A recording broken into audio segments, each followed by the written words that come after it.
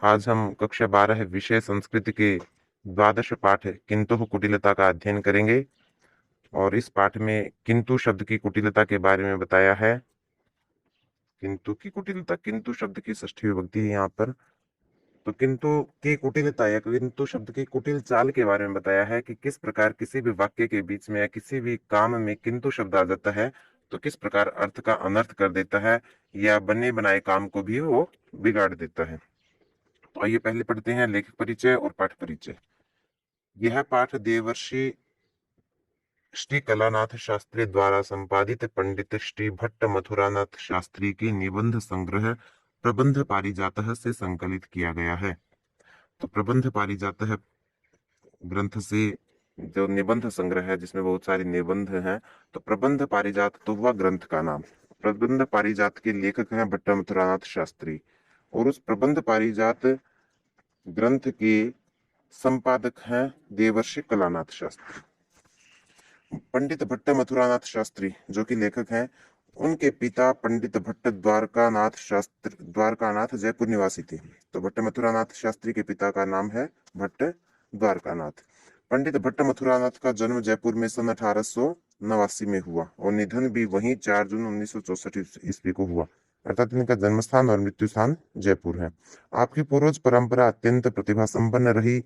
इन्होंने महाराजा संस्कृत कॉलेज से साहित्याचार्य की उपाधि प्राप्त की। भट्ट मथुरानाथ शास्त्री ने महाराजा संस्कृत कॉलेज जयपुर में ही है, तो वहीं से इन्होंने साहित्याचार्य की उपाधि प्राप्त की और वहीं व्याख्याता बन गए।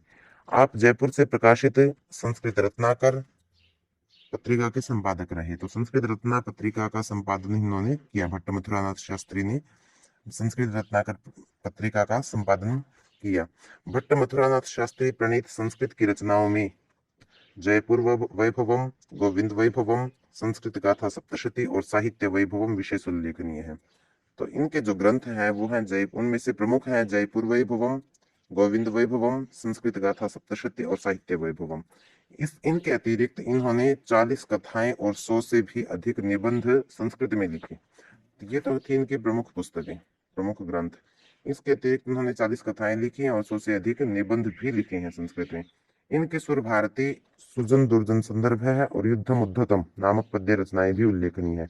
ये 3 इनकी काव्य रचनाएं पद्य रचनाएं हैं, सुर भारती, सुजन दुर्जन संदर्भ है और युद्धम उद्धतम, ये 3 पद्य रचनाएं हैं।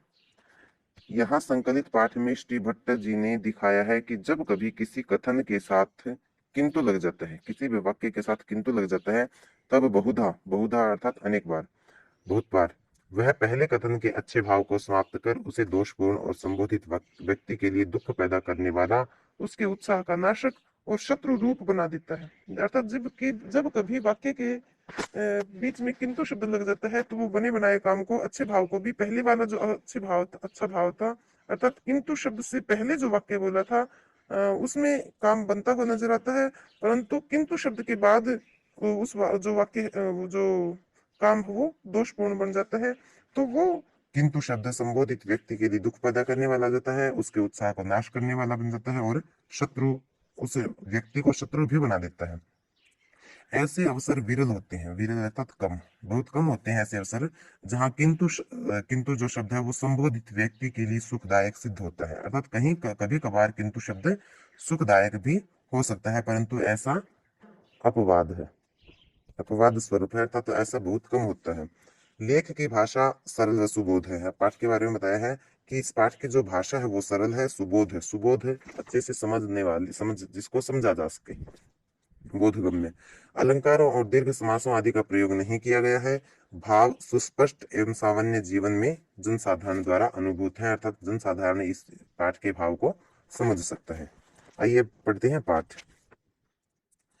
कुटिले नामुना किंतु ना कियत कालात क्लेशितोस्मि।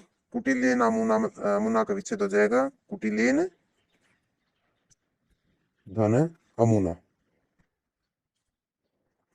यहाँ तृतीय विभक्ति है दोनों शब्दों में। कुटिलेन, कुटिल, अमुना इस कुटिले, उसके बाद शब्द है किंतु ना। किंतु ना में भी वही किंतु शब्द की तृतीय विभक्ति है, किंतु के द्वारा।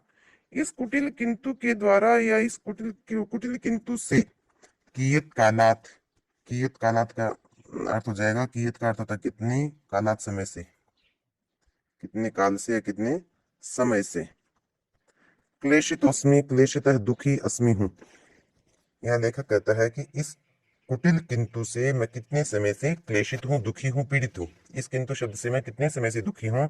यत्र यत्र हम गच्छामि, यत्र यत्र जहां जहां, अहम का अर्थ होगा मैं, जहां जहां मैं गच्छामि जाता हूँ, तत्र तत्रैवास्य, तत्र तत्र वहीं वहीं, एव धन अस्य बच जाएगा फिर बाद में, तत्र तत्र एव वहीं वहीं, अस्य इसकी शत्रुता, इसकी दुश्मनी या इसकी शत्रुता शत्रुता, सम्मुख स्थिता सामने उपस्थित होती हो जाती है। कि मैं जहां जहां भी जाता हूँ वहां इससे ये जो दुश्मन मेरा किंतु शब्द है इससे मेरा सामना हो जाता है। लेखक कहता है कि मैं इस कुटिल किंतु से कितने समय से पीड़ित हूँ। मैं जहां जहां जाता हूँ वहां वहां इसकी दुश्मनी मेरे सामने उपस्थित हो जाती है। अस्य किंतु कारणात, अस्य इस किंतु, किंतु के कारणात, कारण से, इस किंतु के कारण से। यहाँ किंतु शब्द में पंचमी विभक्ति है, पंचमी और षष्ठी दोनों का रूप एक जैसा होगा प्रथम एक वचन में। तो यहाँ किंतु शब्द, किंतु जो वो पंचमी विभक्ति का है। अस्य किंतु कारणात, इस किंतु के कारण से, कस्मिन्नपि कार्ये, किसी भी कार्य में, सफलता सफलता, दुर्घटास्ति मुश्किल है। कि इस किंतु के शब्द के द्वारा किसी भी काम में सफलता प्राप्त करना हमेशा मुश्किल ही है या असंभव सा प्रतीत होता है। अर्थात किंतु शब्द जहां आ जाता है उस कार्य की सिद्धि नहीं होती। बहुन वारान दृष्टवान अस्मि, आगे लेकर कहता है कि बहुन वारान, बहुत बार, दृष्टवान अस्मि, देख चुका हूं या मैंने बहुत बार देखा है। यत के कार्यम, कार्य, सर्वथा सब प्रकार से, सज्जम संपद्यते, सज्जम का मतलब होता तैयार, सब प्रकार से तैयार होता है। सर्व प्रकार ही सिद्धिर हस्तगता भवती, सर्व प्रकार ही, सब प्रकार से, सिद्धि सफलता, हस्तगता हाथ में आने वाली भवती होती है। लेखक कहता है कि भाई बहुत बार मैंने ऐसा देखा है कि कोई भी कार्य पूर्ण रूप से तैयार होता है और सब प्रकार से सफलता हाथ में आने वाली होती है, अर्थात वो कार्य पूर्ण होने वाला होता है, सफलता प्राप्त होने वाली होती है। यथैव सफलताया मूर्ति ही, और जैसे ही, यथैव का विच्छेद हो जाएगा, यथा धन एव, यथा जैसे, एव ही, और जैसे ही, सफलता या सफलता की मूर्ति, मूर्ति जैसे ही सफलता की कल्पना है, सफलता की मूर्ति, सम्मुख सम्मुखम आगच्छन्ति विलोक्यते, सम्मुखम सामने, आगच्छन्ति आती हुई, विलोक्यते देखी जाती है। अर्थात कोई मनुष्य किसी कार्य को पूर्ण करता है और उसकी सफलता की जब कल्पना करता है तो सफलता जब आने वाली होती है, अपनी ओर आती हुई दिखाई देती है। तथा वैसे ही क्रूरोयम किंतु मध्य प्रविश्य सर्वम विनाशयति, तथा वैसे ही, क्रूरोयम का विच्छेद हो जाएगा, क्रूर है धन, अयम, अयम यह क्रूर निर्दयी, किंतु किंतु जैसे ही सफलता की प्रतिमूर्ति सामने आती हुई दिखाई देती है, सफलता प्राप्त होने वाली होती है। हस्तगता का मतलब हाथ में आने वाली होती है। जैसे ही सफलता प्राप्त होने वाली होती है और सफलता की मूर्ति सामने आती है, वैसे ही यह क्रूर किंतु बीच में प्रवेश करके सर्वम विनाशयति, सब कुछ नष्ट कर देता है। आइए एक बार इसे फिर से पढ़ते हैं कि इस कुटिल किंतु के द्वारा कितनी बार मैं पीड़ित हुआ हूं। जहां जहां मैं जाता हूं वहां वहां इसकी दुश्मनी मेरे सामने उपस्थित होती है, या वहां वहां इस दुश्मन से मेरा मुकाबला या सामना हो जाता है। इस किंतु के कारण से किसी भी कार्य में सफलता प्राप्त करना बहुत मुश्किल है। बहुत बार मैंने देखा है कि कोई भी काम सब प्रकार से तैयार होता है और सब प्रकार से सफलता हाथ में आने वाली होती है, और जैसे ही सफलता की मूर्ति सामने आती हुई दिखाई देती है, जैसे ही सफलता मेरी तरफ बढ़ती हुई दिखाई देती है, वैसे ही यह क्रूर किंतु बीच में प्रवेश करके उस सब कुछ नष्ट कर देता है। आगे अब इसमें छोटी छोटी कहानियां हैं, छोटी छोटी कहानियों के माध्यम से बताया गया है कि किंतु की कुटिलता कितनी महान है। तो आइए पढ़ते हैं पहली कथा। राज्य तो लब्धाया भूमेरभियोगो बहु काला न्यायालय चलति स्म। राज्यतः का अर्थ है राज्य से, राज्य से, लब्धाया प्राप्त, भूमि, भूमि का, अभियोग मुकदमा, राज्य से प्राप्त भूमि का मुकदमा, बहु कालात, बहु बहुत कालात समय से, न्यायालय, न्यायालय में, कोर्ट में, चलति स्म चल रहा था। अब कोई व्यक्ति अपनी कहानी बता रहा है कि किस प्रकार किंतु ने मेरा काम बिगाड़ दिया। तो वो कह रहा है कि राज्य से प्राप्त भूमि का मुकदमा, कि मुझे राज्य से भूमि प्राप्त हुई थी और उसका मुकदमा बहुत समय से न्यायालय में चल रहा था। अस्मिन् अभियोगे प्राण विवाक महोदय निर्णय श्रावयन अवोचत, और जो मुकदमा चल रहा था उस अभियोगे मुकदमे में, अस्मिन् अभियोगे इस मुकदमे में, प्राण विवाक महोदय जज महोदय ने, या जो न्यायाधीश है, उस जज ने या न्यायाधीश ने न्यायाधीश महोदय ने निर्णयम श्रावय निर्णय सुनाते हुए, फैसला सुनाते हुए अवोचित कहा। अर्थात जो मेरा मुकदमा न्यायालय में चल रहा था, उसके उस अभियोग के बारे में या उस अभियोग में जज महोदय ने या न्यायाधीश ने निर्णय सुनाते हुए, फैसला सुनाते हुए कहा। और क्या कहा वो बता रहा है यहाँ लेखक, वयम पश्यामो। अब जज कहता है कि वयम पश्यामः, हम देखते हैं, यद अभियुक्तो का विच्छेद हो जाएगा, यद अलग हो जाएगा, उसके बाद बचेगा अभियुक्तो। अभियुक्त आता है जिस पर मुकदमा चल रहा है। हम देखते हैं कि अभियुक्तो अभियोक्ता के पक्षात पक्ष से आवश्यकानि आवश्यक सर्वाण्येव सभी प्रमाणानि प्रमाण उपस्थितानि सन्ति उपस्थित है। यानी कि ऐसा लग रहा है जैसे जज अब जो बता रहे हैं उस हिसाब से लग रहा है कि जो मुकदमा है वो अभियोक्ता के पक्ष में आएगा। तो जज ने क्या कहा कि हम देखते हैं कि अभियोक्ता के पक्ष से सभी आवश्यक प्रमाण उपस्थित हैं, यानी कि सारे कागजात हमें इसकी तरफ से मिले हुए हैं। राज्य तो लब्धाया भूमि दान पत्रम उपस्थापितम अस्ति। और आगे कहता है जज कि राज्यतः राज्य से लब्धाया प्राप्त भूमि का दान पत्रम दान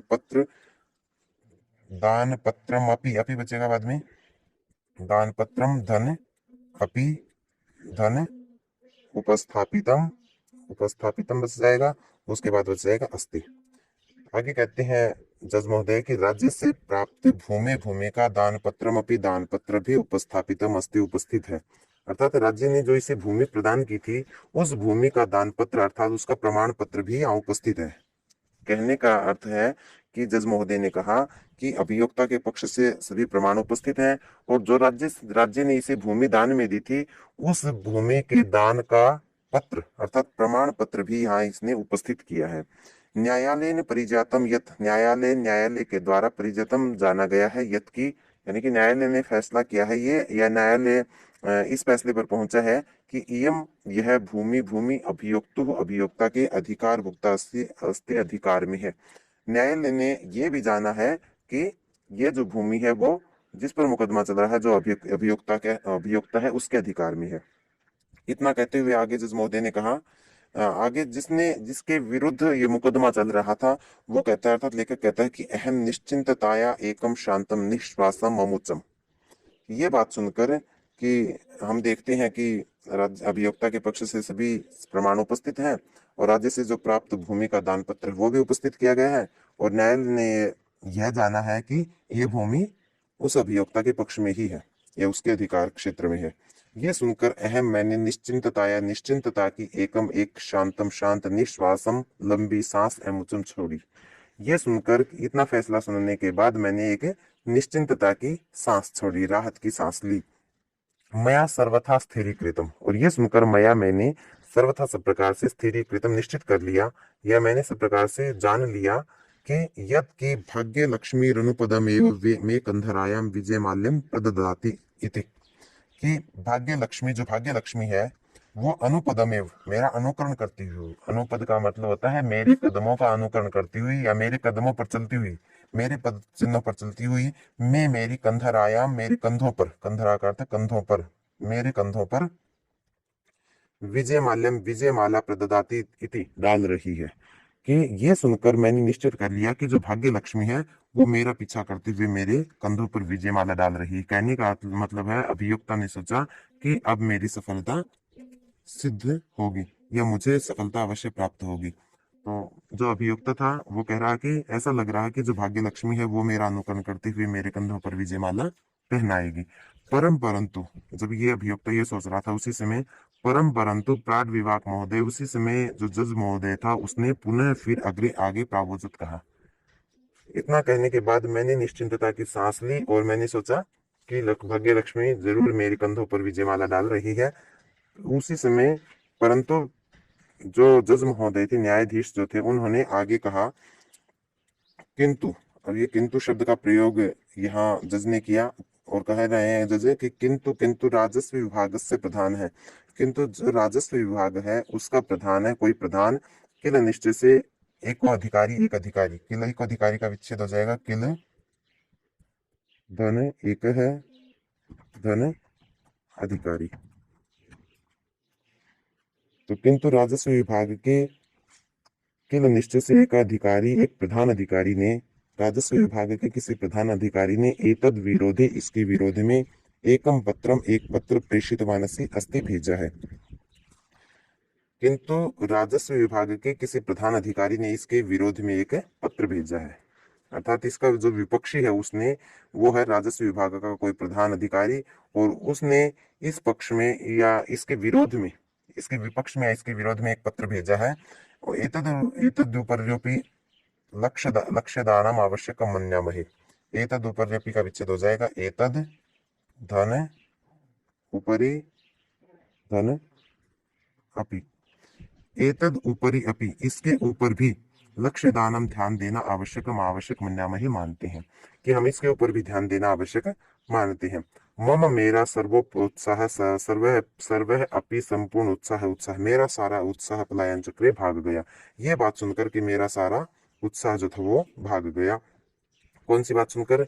जब न्यायाधीश महोदय ने सुनाया, बताया कि न्यायालय ने जाना है कि ये भूमि इस अभियोक्ता के अधिकार में है, ये सुनकर तो मेरा उत्साह बढ़ गया। परंतु जब उसने आगे कहा कि राजस्व विभाग के किसी प्रधान अधिकारी ने इसके विरोध में एक पत्र भेजा है और उसके ऊपर भी ध्यान देना आवश्यक है, ये बात सुनकर मेरा सारा उत्साह भाग गया। किंतु कुंतो ममांतः कर्णम समन्तात कृंतति स्म। किंतु, किंतु रूपी कुंतः, कुंतः का अर्थ था भाला, हथियार। तो किंतु रूपी भाले ने मम अंतःकरण, मेरे अंतःकरण को या मेरे मन को समन्तात, सब प्रकार से कृंतति स्म, काट दिया था। या किंतु रूपी जो भाला था वो मेरे मन पर मानो प्रहार कर रहा था या मेरे मन को काट रहा था।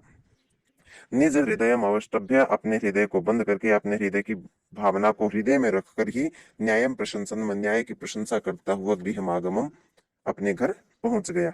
तो इस प्रकार जो लेखक वो कहता है, जो अभियुक्ता वो कहता है कि मैंने अपने मन की बात मन में रख के वह वहां से चल पड़ा या वहां से प्रस्थान कर गया। तो इस प्रकार हमने देखा कि किंतु शब्द के कारण उसके पक्ष में जो मामला आ रहा था वो उससे हाथ धो बैठा, एक किंतु शब्द के कारण। और आज का पाठ हम यहीं तक पढ़ेंगे।